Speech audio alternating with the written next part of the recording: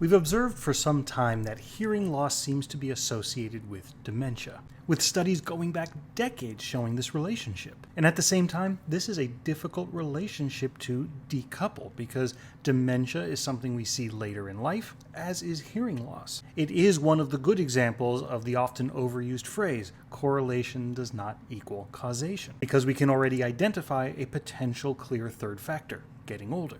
And that's where meta-analyses and systemic reviews can be incredibly helpful.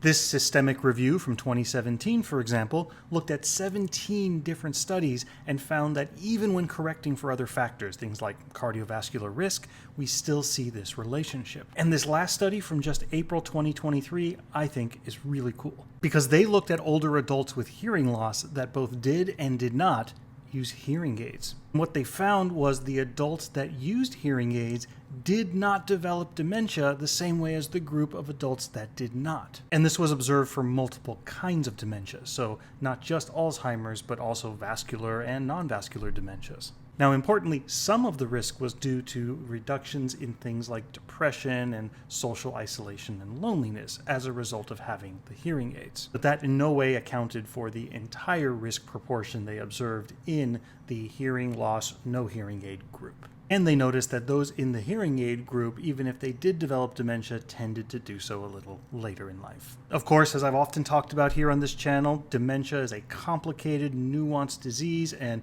it's not in any way just due to hearing loss. But every data point we get for treating, delaying, and hopefully one day preventing things like dementia is a great data point in my book.